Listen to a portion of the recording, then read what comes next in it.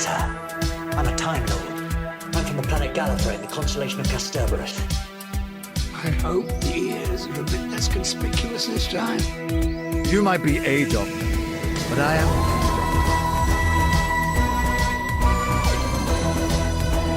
I'm a doctor. That's probably not the one you expect. Absolutely fantastic. All of time and space, everything that ever happened or ever will. Where do you want to start? Hello, everybody, and welcome back to Bigger on the Inside, the new Who Doctor Who Watch On podcast. I am Harry, joined as always by Timothy Saxby, who you cannot see, but is moving and grooving, and I appreciate it. I'm doing a little dance. I'm doing I think I saw Steve Carell doing this dance once, where he sort of moved his shoulders. It looks like because of the fact I can just see your hands. I look like a Muppet. Looks like one of those dancing. Yeah, they're like. How you doing, Harry? Had a good week? Yeah, I had a good week. Yourself? Yeah, it's not been too bad. We got some exciting stuff to start the show off with, though, first. Yeah, we have. We have got a little competition winner. Is it me? Have I won? Well, what I've done, Harry, is I'm going to share the screen with you here as well, is I've put all the entries in a wheel, on an online wheel spinner. So we're going to announce the winner live. We're going to find out live. We're going to announce third place, second place, and then first place. So third place wins. And can you remind us of what the prizes are, what the competition is? Yeah. So the competition, the big prize was to win a signed passenger mask customized by Johnny himself, who played Passenger on the show. So that will go to our first place winner. Second place will win a signed piece of Doctor Who artwork, that being Harry signed and a signed picture of Passenger. And then third place, they will win a signed picture of Passenger. So they're all really good prizes for Doctor Who fans. Yeah, totally. So we've got a wheel here with all the entries. There's quite a lot of entries. I'm surprised at how many entries we've got. So we're How many there were? I'm not sure, but there was a fair few. There was 40 plus, I think, something like that. So we're going to spin the wheel. Third place will do first and so on. So here we go. Let's spin the wheel. The wheel is spinning.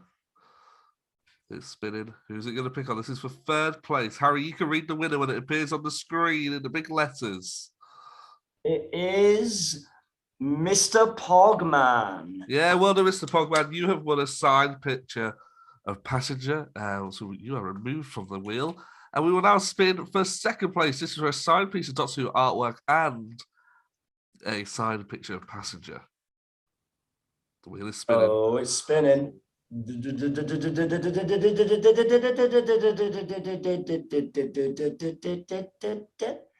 it is Rhodian Prince. Some of these names might be slightly misspelt, but I will contact all the winners. So congratulations, Rhodian Prince. And for first place, the big prize, there is only one of these in existence. You're going to win it. Spinning the wheel. I gave it a big spin this time, Harry. I don't know if you've noticed.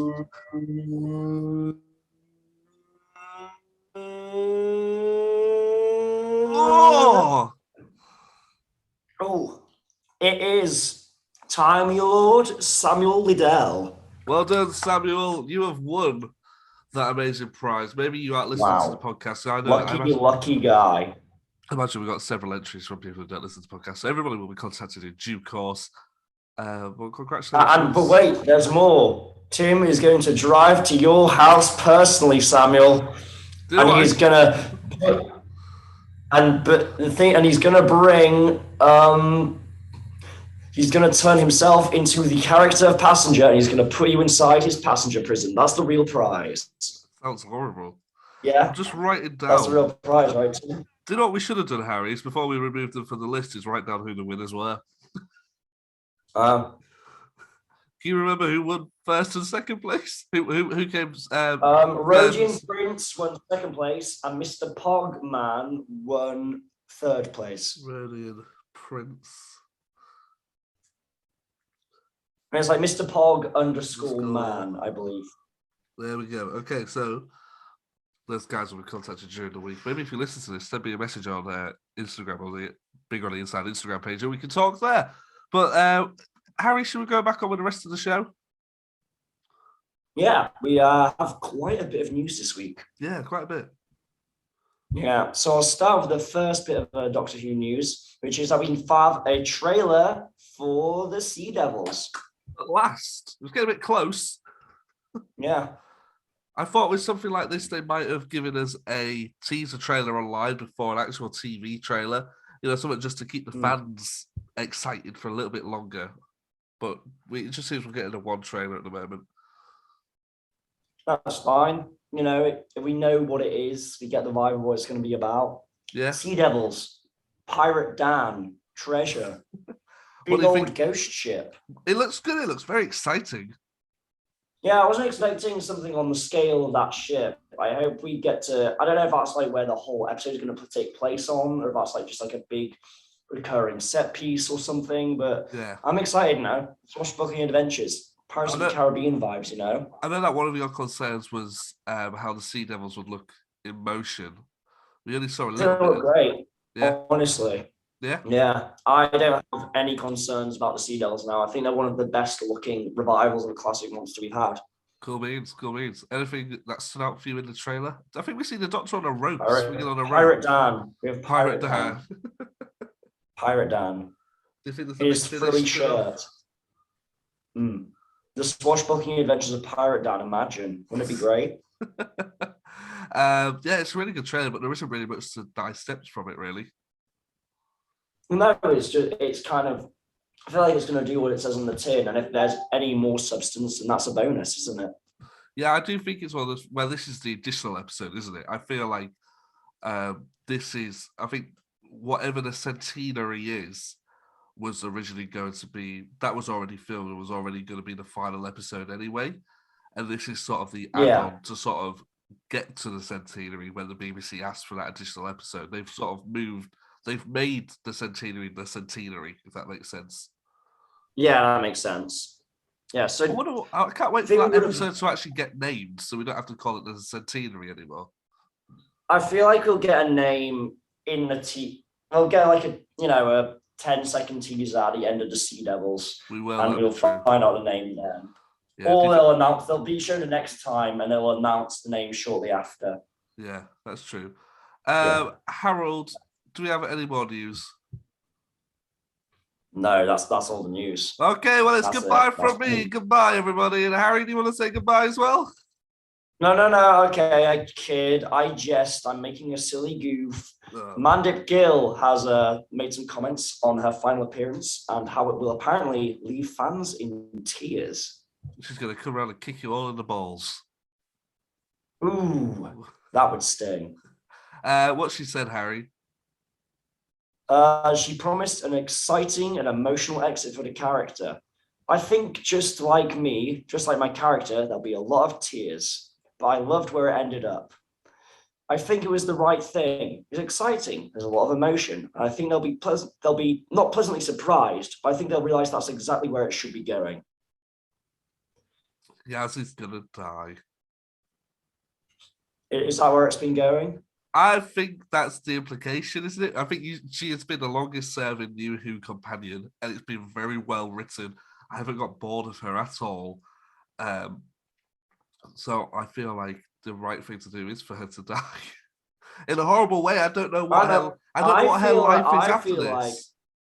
I feel like the natural conclusion is like when she says where it's heading, I think she's heading towards, the budding feelings that Yaz has for the Doctor. I think it's going to end with a little kiss on the lips. I think that's how it's going to end personally. Just before she dies.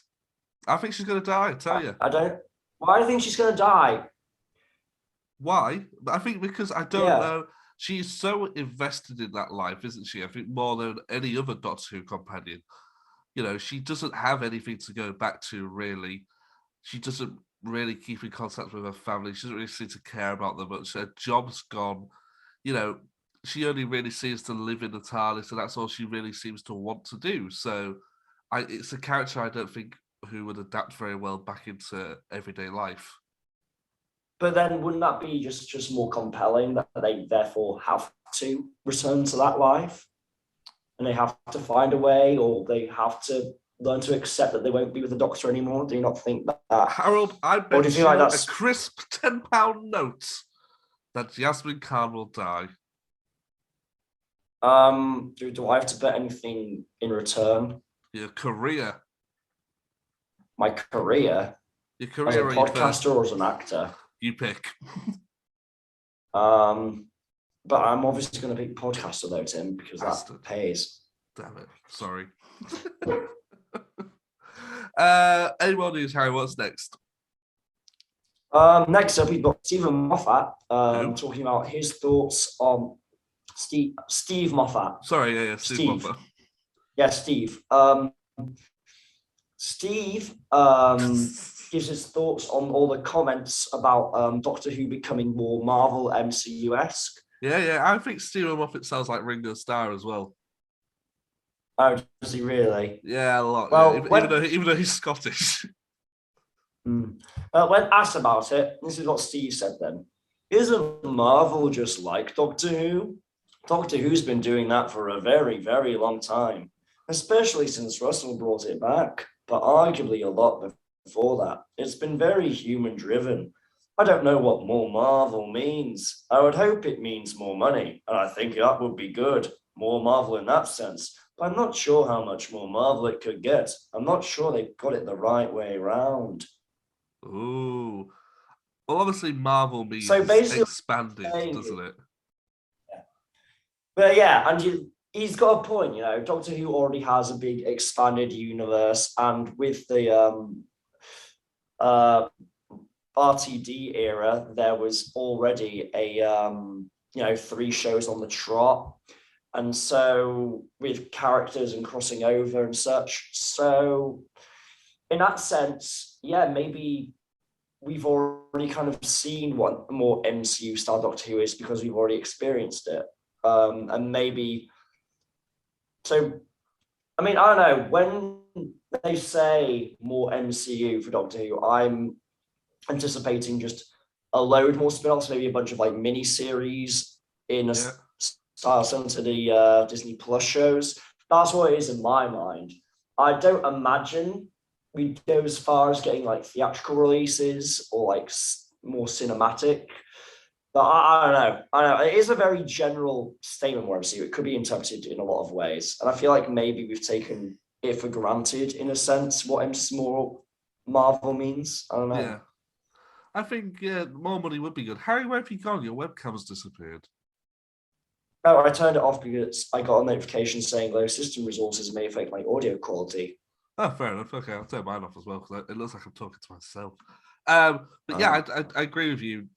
It's a very vague statement to say something's going to be more MCU. What does that mean? You're going to cast Robert Downey Jr. as the Doctor? I mean, literally, they have this article from Radio Times has a picture of the original Avengers lineup in it. So, oh, does it? I watched the Avengers the other night. Did you?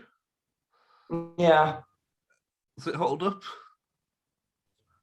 I guess. I see loads of people who say like it's the Star Wars of our generation. And I'm like, no, it isn't. The Star Wars of our generation is Star Wars because people still watch Star Wars. Yeah. But, it's fun.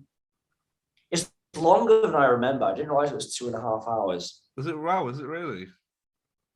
I think it's like 2 hours, 25 minutes. I remember. I mean, it makes sense because there's a lot in there. But that was the first Marvel movie I ever saw. Really? Well, I think it might have been. Well, I saw Iron Man, and then I saw the Avengers afterwards, but I hadn't seen any of the other characters' movies. Well, it wasn't the first Marvel movie I saw. It was the first MCU. Yeah, I mean the same thing. Yeah. Of course you did, Harry. Of course you did. Yeah. Well, I did because I think I'd seen like the Fantastic Four or something like that. Yeah. So, Harry, moving on. We've got a little clip from Matt Smith. That's I think from TikTok or something. I'm gonna actually have to listen to it, so you might want to cut this bit out because I've not. Oh well, I think I could tell you what he says.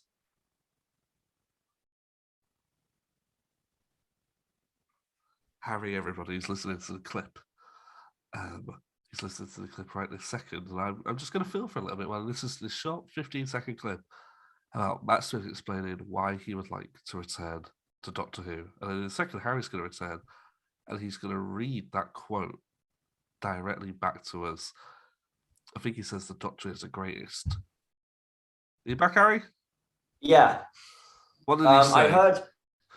I heard you saying whilst I was listening to that you're going to predict what I was going to say. Yeah, go on then. Well, basically, what he sent me is a TikTok, which is some kind of interview excerpt where Matt Smith was asked if he'd rather do a Morbius sequel or play the Doctor again with Karen Gillan, and he said Doctor Who 100%. The Doctor's a great character, can't be beaten, and I loved working with Doctor Who and loved working with Karen. I saw Morbius this week. How was Morbius? It isn't as bad as the reviews say, but it is awful. But the reviews say it's awful, so... Yeah, but it's not as awful as the reviews say it is. It is it's like... So for you, it was a 2-star movie rather than a 1-star movie? Yeah, probably, yeah. So it's about Marvel. It's constantly classed as the Marvel legend Morbius, but no one really knows who Morbius is. Morbius the Living Vampire. He's a Spider-Man vampire. So Morbius the Living Vampire is a Spider-Man villain who, in the current world, is part of the Sony Marvel world, which includes Venom.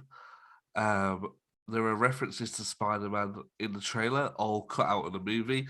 It's a very strange universe in which Jared Leto, charisma vacuum Jared Leto, plays Dr. Michael Morbius, a man with a condition that means he is fragile, he can't walk very well, and he is close to death. When he was younger, he was put in a school where he became friends with someone called Milo, played by Matt Smith. And Michael Morbius finds a cure for this medicine, but the side effect is it turns you into a vampire. Michael Morbius takes experiments upon himself to work out how much of the medicine he can take and how long it will last and the side effects of it. Whereas Milo, Matt Smith's character, sort of becomes the evil vampire of the movie, if you will, and Morbius, Jared Leto, has to take Matt Smith's Milo down, really. So Matt Smith's the bad guy. Matt Smith is the bad guy, and he is the saving grace of the movie. His performance really does carry the movie. There are parts of it where, this is a slight spoiler, where Matt Smith's face is covered in a CGI replica of his own face that transforms into that of a vampire. And that sort of takes away from Matt Smith's performance a lot. I saw it with my friend Josh, and we sort of agreed that they could have done something very simple and more effective, such as just put contacts in their eyes, or just give them classic fangs, or something like that. Something that would, or make them slightly more pale. Something more. Yeah, so you're giving him like a monster face. Yes, yeah, it would be much more effective, I feel. And then I may as well talk about the post credits, which are unbelievably bad. So the post credits, so there's 2 post credit sequences, and the first one is about 30 seconds into the credits, and it shows a prison cell, and it's a portal closing, and Michael Keaton steps through the portal from Spider-Man: Homecoming. Is it a Doctor Strange style portal? Or yeah, it's the one from Spider-Man: No Way Home. So he steps through the portal, it's obviously after because obviously he knows who Peter Parker is. So he steps through the portal, and he's now in a prison cell in the Sony universe, and he's taken out of the prison cell. Obviously, there's no record of this man, so he's set free. And then 30 seconds later, there's another post-credit scene in which Jared Leto is driving a car through the desert like a Johnny Depp perfume advert. And then all of a sudden... gotta get out of here. Yeah, that one. He stops the car, and from the distance comes Michael Keaton in his full Morbius, in his full Vulture gear. And there is a very forced reference about how... Michael Keaton references the fact that he thinks Spider-Man has something to do with this, which indicates that there must be a Spider-Man in the Morbius universe. And also that he thinks that Morbius and Vulture and some other guys should team up, indicating that the Sinister Six. But that's all. It's awful, those post-credit scenes, because it tries to bring Michael Keaton into the Sony universe, but at the same time put Jared Leto in the MCU, but also at the same time ask more questions. For example, how did he get all his Vulture gear? Yeah, I don't know. I mean, I'm not going to watch the movie because I've kind of pretty much signed out of the MCU mentally. Yeah. I'm kind of, I watched No Way Home. I've had my fill. I can leave there. Yeah. I do think Yeah. a lot of this was riding off the back of No Way Home. You watch Yeah, the I remember trailer like for the this. advert was like, I remember the trailer was like, from the studio that brought you No Way Home. I was like, all right, Yeah. I see what you're doing. But there was a lot of Spider-Man references in the trailer. Jared Leto walks past a poster of Tobey Maguire's Spider-Man, and there is a cityscape shot where you see the Daily Bugle, but it's a Daily Bugle from the Andrew Garfield universe. And all of that was literally just added in for the trailer. Yeah, it was. The director didn't shoot any of that. That was basically just added in for the trailer. Sony added that in. And it is slightly worrying the fact at one point we came close to a third Spider-Man movie that was going to be made and produced by Sony. Mm-hmm. I mean, they might do that now, but, people are asking for Amazing Spider-Man 3, aren't they? We'll have to wait and see. We'll have to wait and see, yeah. Harry, sorry, back on with Doctor Who news. What else do we have? Well, here's a supposed leak. Doctor Who rumored next Doctor to release Instagram story at Badwell Studios. This is Fadi El Sayed. I think that's the right way to say it. Okay. He was rumored to be cast as a new Doctor, reportedly to use an Instagram story showing him at Badwell Studios. Is Fadi? Have we talked about this guy on? Oh yeah, this guy. The guy was in class. Oh really? Is it the same guy? Is it? Yeah, apparently there's a photo of him at Badwell Studios that was then deleted with the caption "New Tings." I mean, I remember seeing hearing this guy was rumored and seeing images of him and just being so quick to dismiss it because A, he's not worked with Russell, and B, he just kind of looks like a hot British actor, Yeah. And that for me isn't what the casting of the Doctor is. So, I mean, I'm sure he's a great actor. I've not seen him in anything, but I don't know. I'm not nothing about his acting work so far, even being in Class, the Doctor Who spin-off, suggests to me that he will be, but I don't know. Yeah, it's strange, isn't it? I think it's also one of those things where it's possible that the actor is aware of the rumors, so they were just walking past and just teased it. Maybe.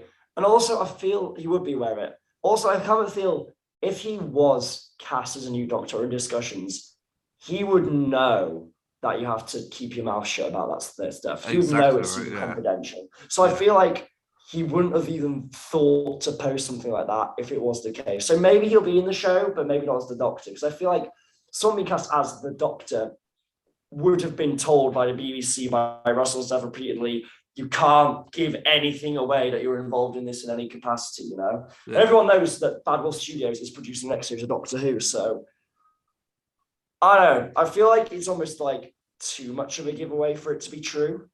Yeah. Yeah. I agree with you, actually, yeah. I mean, he could be involved with Doctor Who, but as the Doctor, I feel like this is almost too obvious to believe. I don't know. No, I'm with you on that one. You wouldn't tease that role if you were the person to get the role. You just stay quiet about it. I'm sure it does, because I remember Jodie talking about it and how she just couldn't say anything to anyone. Yeah. Imagine if Jodie in the running up to her announcement posted an image of her in Cardiff. Yeah, it wouldn't have gone down very well, I don't think. Yeah, I feel like the BBC would have swamped her. Maybe for all we know, maybe Fadi is being swamped right now, but I don't know. Maybe he's been recast already.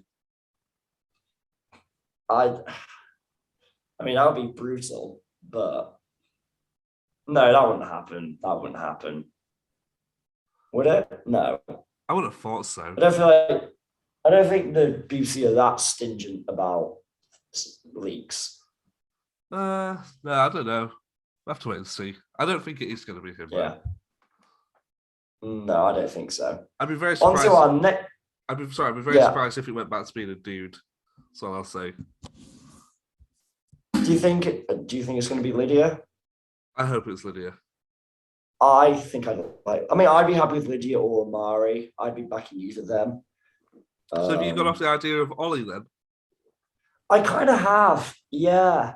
The more I think about it, Lydia or Omari feel like better casting. Yeah, I feel I don't know Lydia's where it's at. I feel like Lydia has a certain kind of. She's not super, she's quite young, but she has a sort of mature air of maturity about her. I don't know. You look at the like. It's a Sin. She's the mother. Yeah, group. She takes care of everyone else. Yeah, exactly. So yeah, so maybe that's it. If Lydia, 100%. That's where my money's at. That's what I would like. Just give me a second. I'm just going to turn the heating down because my ears are burning. It's so hot, but I can't hear you. So I'm going to take my headphones off so you can talk to the listeners one-on-one. Hey, listeners, how you doing? So how's things in your part of the world? You vibing? You chilling? You guys eating anything? What you wearing? Oh, sorry, no, that's that. I'm not going to do that. I'm not going to ask that. I'll tell you what I'm wearing. I'm wearing a university hoodie. I'm not at university at all anymore, but this is like my freshers hoodie.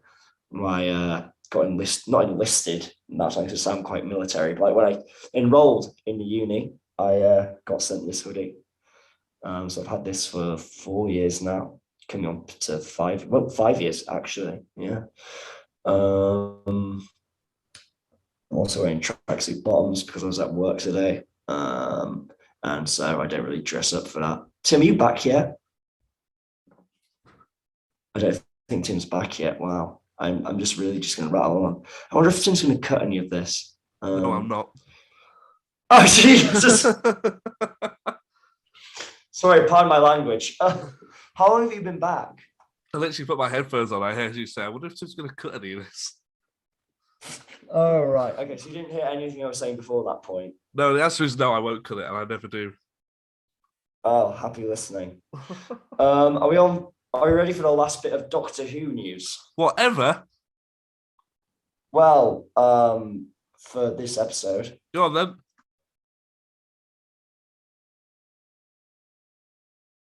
Tim? I said go on then. Oh, I didn't hear that. Oh, go on then. Go on then. Murray Gold is returning as the composer for the 60th anniversary. Woo! Let's go! Never ever do that again. Yeah, baby. That's what we've been waiting for. No. But yeah, Murray Gold is set to return as composer for the 60th anniversary of Doctor Who. It's been revealed that he'll be involved in the celebrations, but it's unknown whether or not he'll be staying on for Series 14 and beyond.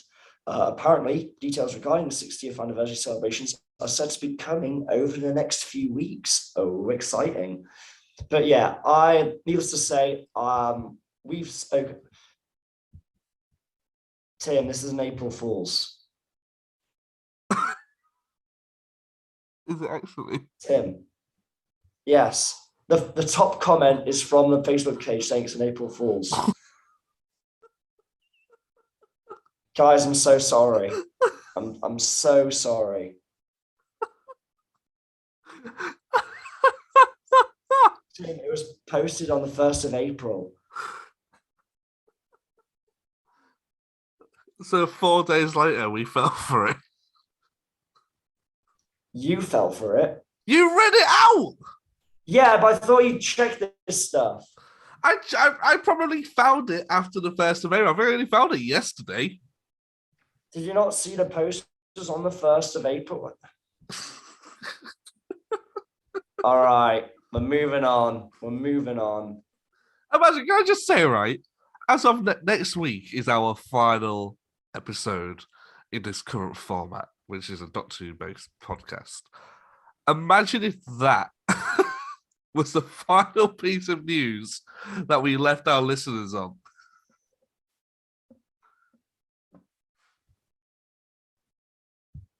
You're not very happy, are you, Harry?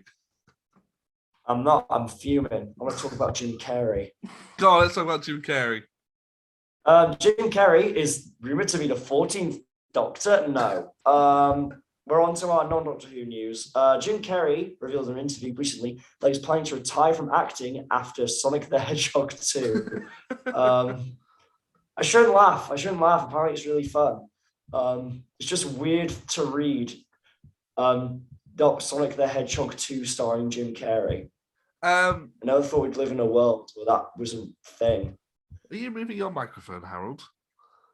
No, I'm not. Oh, I thought I could hear it banging, but I don't think he'll retire. Basically, he said that he wants to at least take a break from acting in favor of the quiet life. I'd like to see him return to stand-up and do some more stand-up. Oh yeah, he does stand-up. I prefer his acting work over his stand-up comedy. Yeah. Yeah. What about the Jim Carrey podcast experience? Would you listen to that? If it was our podcast, then sure. What's your favorite Jim Carrey role? I think my favorite performance by him is Eternal Sunshine of a Spotless Mind. Yeah. Yeah. He's really good in that. Okay, so I'll ask you a different question. What's your favorite Jim Carrey movie? That's the Truman Show. Okay, yeah. But I don't think of that as a Jim Carrey movie because stuff like The Mask and Liar Liar, those are kind of more vehicles for Jim Carrey, whereas The Truman Show has more going on, but it just so happens to star Jim Carrey as the lead, which he does a great job in. That's probably my second favorite performance from him. But also he did a TV series called Kidding. Yeah. Which he's really good in as well. And those are my three go-to Jim Carrey performances. Yeah. See, I think he's great in all of those films. I'm gonna be kind of a novice about this, and I'd say one of my favorite performances of his, mainly because it's been there since I can remember, is the Grinch. Okay, he is really good as the Grinch. That is a great performance, to be fair. Just because I watch it, and I can still watch it now, and I'm still creeped out by it. And it's one of those things that it has that sentiment to me. I remember it from watching it as a kid. I didn't have it on DVD. I would watch it when it came on the telly every single year. I think it's just one of those things. And then you look at like what they do at places like Universal Studios, where they have a Grinch at Christmas, and it's the Jim Carrey Grinch. It's not the animated Benedict Cumberbatch version. It's that Jim Carrey Grinch. Yeah, that's what our generation kind of thinks of synonymously as the Grinch. Yeah, I feel like that incarnation of the Grinch is more beloved by our generation than the book, than the animated version, the original Chuck Jones one, or the Illumination one. Yeah. I don't know if that case will change as generations go on, but for our generation at least, our version of Grinch is the Jim Carrey version from the Ron Howard film, yeah. But my favorite Jim Carrey movie is The Truman Show. The Truman Show is really good. Yeah, I only watched it for the first time during our first lockdown as well. Yeah, it's a good film, isn't it? I really, really enjoyed it, yeah. Mm. What other news do we have to discuss, Harry? Pardon, what other news? Apparently an It prequel series is in the works. I'm looking forward to this. Is that why you picked this? Yeah, well, I remember.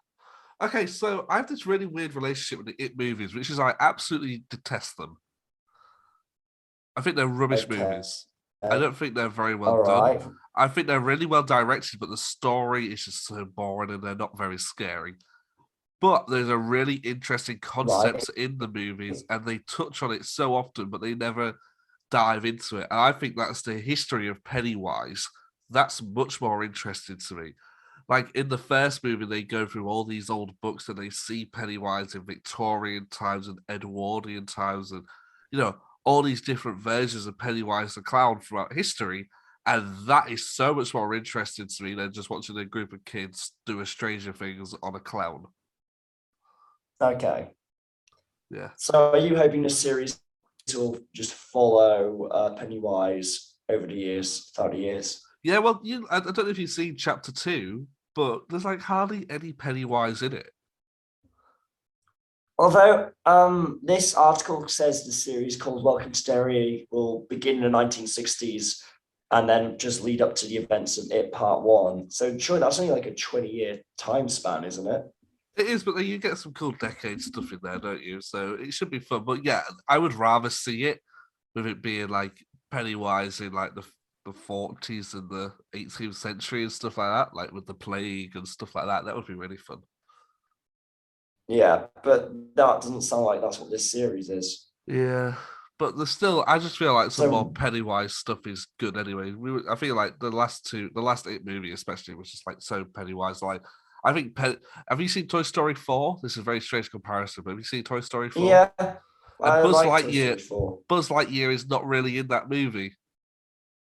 No, it's more about Woody than Buzz. But the Toy Yeah. Story series has always been more about Woody than Buzz. Yeah, but I'd say Pennywise is in It Chapter 2 less than Buzz Lightyear is in Toy Story 4. Right, which is weird because kind of you'd think Pennywise is the draw for a He lot, is, isn't he? Yeah. Most part. Yeah. Yeah, I definitely people go. I mean, I'm sure there are people who really like the ensemble of kids turned to adults in the It films, but Nobody went to see It Pennywise Chapter is 2 on the because they poster. wanted to see what Bill Hader was going to do. No one went. I think "Oh, I think there were a lot of people who wanted to see what Bill Hader were doing. There's a lot of Bill Hader fans out there. Okay, well, those people were wrong. Harry, what's cinema news? No, I saw the news. Is that it? Yeah, that's it. Oh, well, I guess we best stop the printing of the newspapers and call all the reporters back home. No more news. Yeah, time for the watch along. Harry, I've got a fun name for this week's episode. All right, that's good because I didn't have one. It's called Rock Around the Doctor in a Box. I think it should be rock. No, it should be Rock Around the Doctor in a block. Oh, okay. Why a block? Oh, yeah, Rock Around the Block, yeah. Yeah, Rock Around the Block. Rock Around the This Doctor is- block. Rock Around the Dock in a block. Hello, everybody. Oh, Welcome back there's to two the. questions. Oh, I was going to do the thing then. Shut up! Shut up! Shut it down, pop up!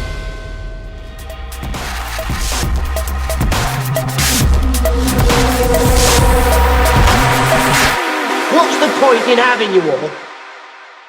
Yeah, do the thing.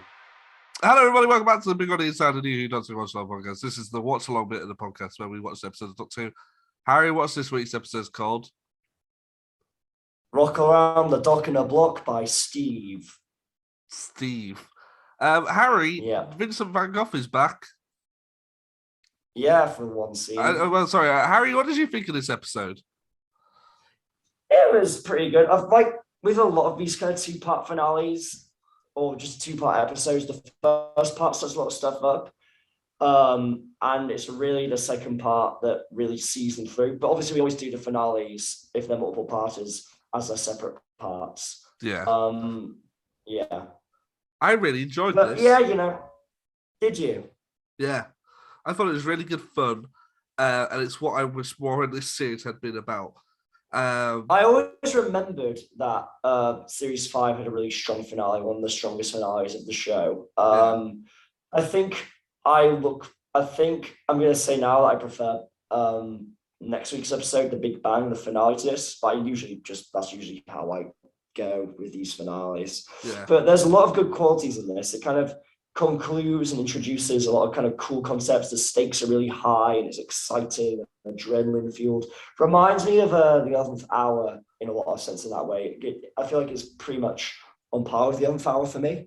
Okay, cool. That's true. Let me go through my notes here. So we've already done the Vincent Van Gogh is back. Yes. Uh, And Jet- there's that painting of the TARDIS blown open Van Gogh style that I see so many Doctor Who fans have prints of. yeah, honestly. they have like the tapestry. What's it called when you have like the big sheets? Tapestry. Tapestry. Yeah. Yeah. They have like that in their rooms and stuff. Winston Churchill is back. Yes.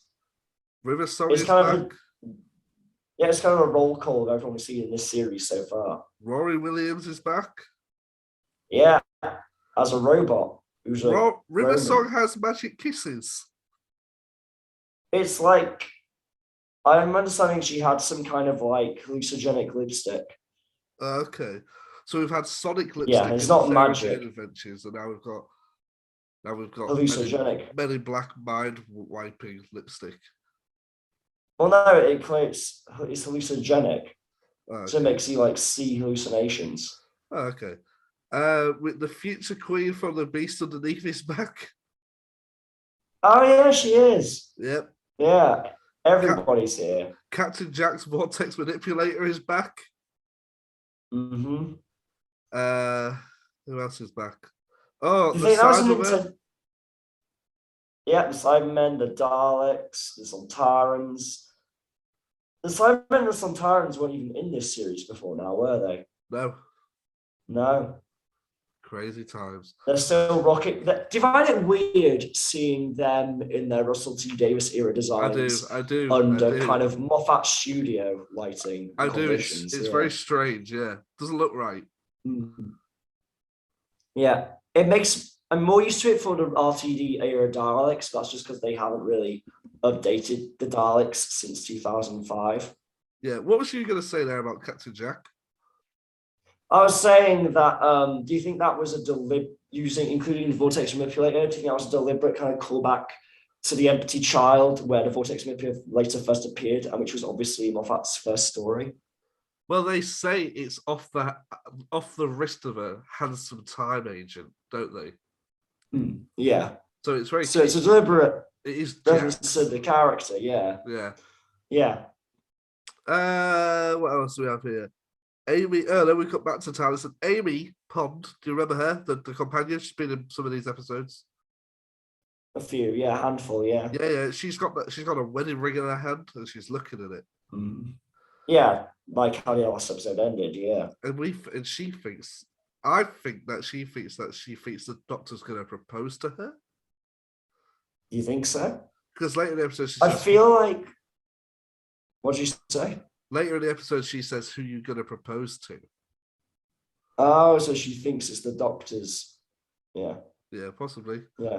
I mean, I read that more that she thought the Doctor would be proposing to River Song. Oh yeah, true. Didn't think of that. Yeah. What do you think about River Song's involvement in this episode? It's very good, I think. Yeah, River Song's good in this episode. I feel like I prefer more earnest River Song when she like feels the stakes and weight of a situation than Hello Sweetie spoilers River Song. Yeah, that's true. That's true. I wish they had mentioned. So I enjoyed it here. Rory's love for stuff like the Romans throughout the series, rather than just in this very last episode. That's true, and it's the same for Amy, isn't it? We don't find out Amy is into this stuff until. That's what I said. No, you said Rory. Oh, sorry, I meant Amy. Yeah. Yeah. Otherwise, should we talk about Amy and Rory? Because I feel like that's like the best bit of this episode. Yeah, I think that's become more of a highlight as the series has gone on. Yeah. Yeah. I particularly like it when the Doctor doesn't really realize that Rory's back. I thought that was a very funny scene. That's a very good scene that where Matt Smith just pokes at Arthur Darvill and Arthur does that very good rock. Rock? Yeah, like he leans backwards and rocks forward. Oh, rock. I thought he meant like rock as in like a stone rock. Turns into a rock. Yeah, and then obviously we get Amy and Rory, the little reunion. I actually felt quite emotional watching their stuff at the end where she remembers who you're he emotionally is. invested in Amy and Rory now, Tim. Where she remembers who he is. Yeah. And she says, "You're Rory Williams from Winchester and you're my boyfriend." It's like, oh. I mean, I don't want to. I know this is going to sound cheesy, but it's kind of really emerged that Amy and Rory are kind of the heart of this series. Yeah. And maybe I think that's also a reason why perhaps the second half of the series feels stronger, because obviously Rory is present and it's more about him. And I get that kind of the idea is meant to be that Amy is the central figure, but I feel like Amy and Rory together are so much stronger than Amy by herself. Do you think then, after looking at something like Flux and then looking at this series, do you think that Doctor Who does benefit from a shorter episode run? I like more pacey episodes. Because you could really take a lot of the episodes out of this series. The Beast Underneath, you don't really need that. Mm. The Lodger, you don't need that. Yeah, the beast underneath. Even Victory of the Daleks is kind of superfluous in the larger scale of this story. Yeah. Not that I don't want a Dalek story every year, but just looking at it on a this is thinking from the mindset of, do we want Doctor Who to be constantly telling a continuous story, which I don't entirely want, because some of my favorite stories are more standalone. So I know it's a difficult one for me to answer. Yeah, it's like The Lodger. That's a really fun episode. I enjoyed watching that. Yeah. And again, stuff like Loving, no, it's not called Vincent the Doctor, for the most part, doesn't really move the story forward. But Do again, it's you a mean great Weekend of standalone. Vinnies? Oh, sorry, Weekend at Vinny's, yeah. And then in earlier series, stuff like Blink is a standalone episode, and that's one of the best. It's so I can't say definitively that I'd rather Doctor Who series be short, because I think then we'd miss out on more of those little gems. That's true. That's true, actually. I don't really have anything else to say about this episode. The Doctor gets put into Pandorica. Yeah, everyone, they stuff him in there. Yeah. The Dalek's like, get in the box. You twats. How do you feel for Dalek swore in the new series? I feel like if it's sworn, then all the other Daleks should look at it like, what the hell? Calm down. like that's a step too far for a Dalek. Yeah. Whoa. You can't say that, man. Are the kids around? Harry, do you have anything else to say about Rock Around the Doctor block? You, whilst watching the episode, messaged Rory kills Amy. Oh yeah, he does, doesn't he? Yeah. Yeah. That was quite a good scene. Yeah. Very strangely filmed though, because I didn't realize at first that they were showing me Rory's hand. Is that not the idea, that we're not meant to know entirely what's going on? I feel like they should have shown you what was going on. I think it would have built the stakes up a bit higher. Directorial disagreement there from Tim. But yeah, no, I really like this episode. I don't have any quiz questions for you either this week, Harry. Was it a blue tie? Blue bow tie? I don't know. It could have been. Oh wait, there's the Hello Stonehenge bit. That big old 11th Doctor there's speech. a good speech at the end. Yeah, there is. I think Matt Smith Yeah. gets some of the best speeches, doesn't he? Yeah, that's one of the highlight speeches for him. And there was that's whenever people ask a Doctor Who actor who's played the Doctor to do a speech, they always give them the Pandorica speech. Yeah, you see so many classic Doctors have done it. I've seen Colin, I've seen Sylvester, I've seen McGann all do their own take of the Pandorica speech. Let me have a look. Why do you think that is? I think it's because it's a very good.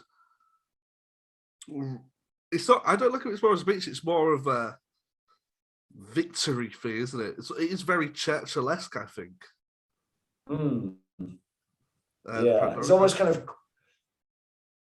What are you looking up? I'm looking at the Pandorica open speech. Yeah, there's a Sylvester McCoy one here, Colin Baker. There's a fourth Doctor one here, but I'm not sure if it's actually Tom Baker or if it's the Impressionist. That sounds like an Impressionist, yeah. Yeah, there's Sylvester McCoy, Paul McGann. Fifth Doctor Pandorica speech. Oh yeah, I think P. Davison has done it. Yeah, at Hall H Comic Con. There's a very good David. There's a Ninth Doctor one here as well. Okay. How much? Oh, there's a John Hurt one as well. A lot of people like the Pan.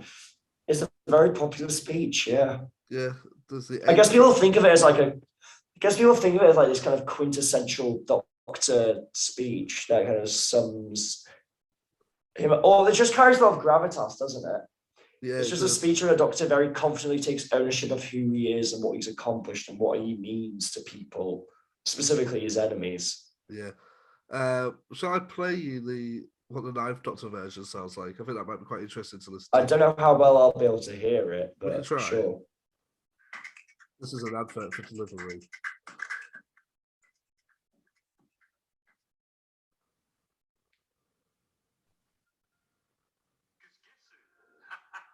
Fantastic. Listen, you lot, you're all whizzing about, and it's really very distracting.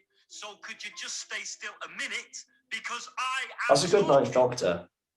Now, the question of the hour is, who's got the Pandorica? Answer, I do. And the next question, who's coming to take it from me? Come on, look at me. No plan, no backup, no weapons. Oh, and something else I don't have. Anything to lose. So, if you're sitting up there in your silly little spaceships with all your silly little guns and you've got any plans on taking the Pandorica tonight, just remember who's standing in your way. Remember every black day I ever stopped you. And then, and only then, do the smart thing for once. Let somebody else try first. How would you do that, Harry, as the Knife Doctor?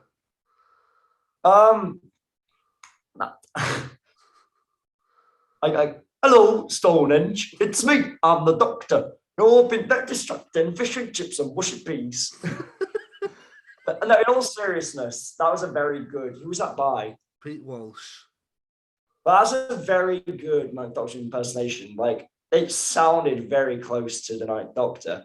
I think obviously if Eccleston himself would do it, I feel like he would have used maybe more levels, like in terms of like volume and aggression. Like that was very much like a perfect impersonation of how Eccleston sounds when he's talking. I imagine there would have been more kind of color to it if Eccleston was doing it himself. But that was really impressive. I wonder how Alan Partridge would have said it sometimes, Harry. Oh yeah? How do you think he would have done it? Aha! Stonehenge! Who takes the Pandorica? Takes the universe? It sounds more like Josh Widdicombe. Do you know who I would really like to hear do the Pandorica speech? Is it Mr. Bean? Yeah, Mr. Bean. You want me to read a speech as Mr. Bean? All right, Hey, okay. do you have the Pandorica speech with you? Get the Pandorica speech up and do. I've got it. This is it. Hello, my box, you can't, the universe, it's mine and you can't have it. Teddy really wants it.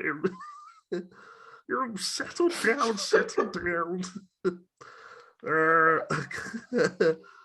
Could you just I'm talking.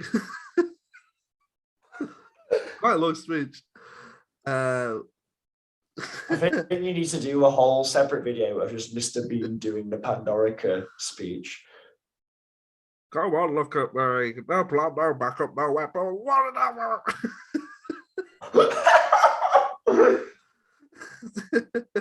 That's enough of that. Harry, should we go on to recommendations? Yeah. What do you want to recommend? I'd like to recommend a French film. I think it's from 2003. It's from around that time, called Amelie. Oh yeah, I've heard of it. Yeah.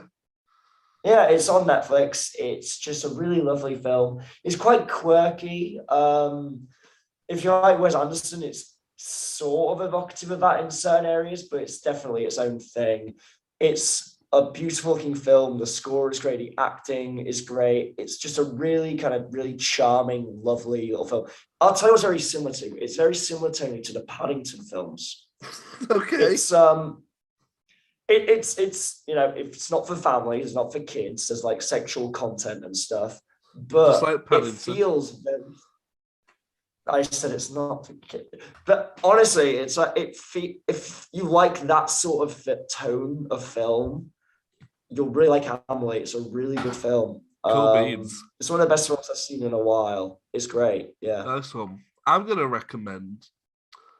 It's not, I don't know. It's a really recommendation. It's more just words of advice, Harry. I'm coming to the end of university, which also means that 2 of my jobs are very shortly going to disappear.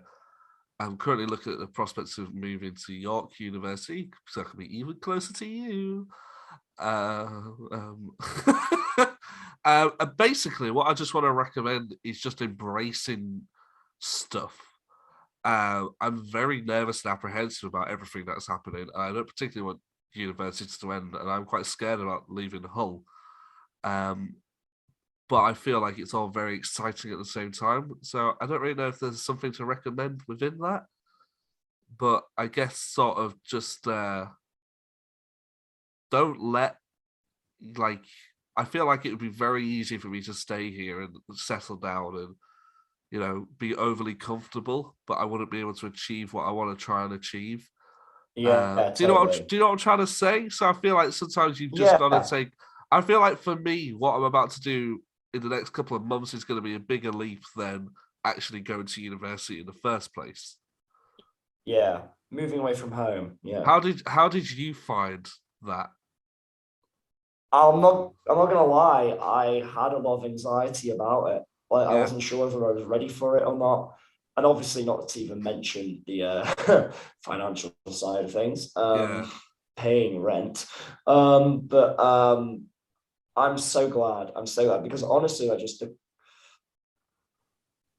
I love my family. I love living with them. But honestly, so much of my life was away from home, and moving away, living away, my quality of life just shot up, you know. I'm so happy. Like, I'm just connecting with so many people. It is good. It is good. And I mean, even when I was, because obviously this is a university thing for you, because I've always studied somewhere else from my hometown, whereas you haven't. And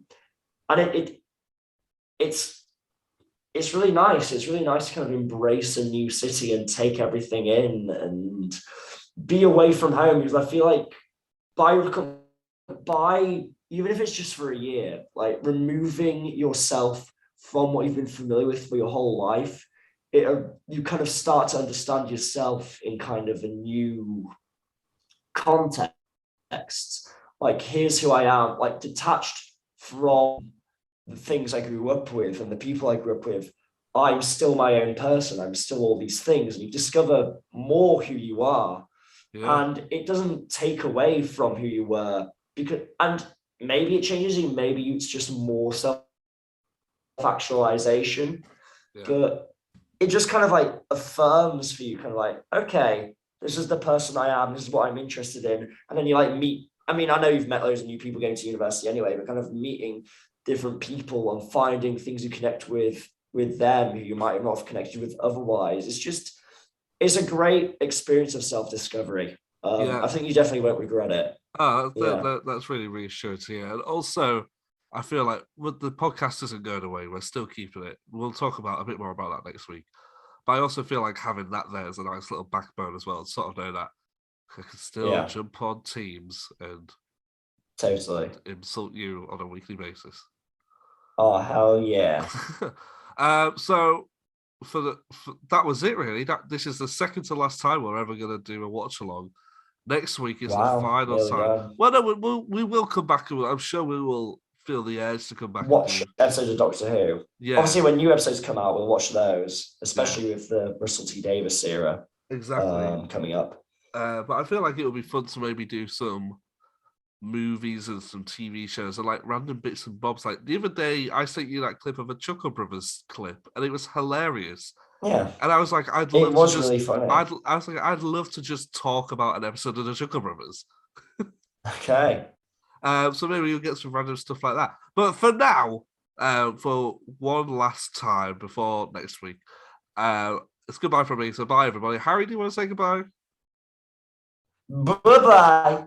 Make sure you subscribe to the official Bigger on the Inside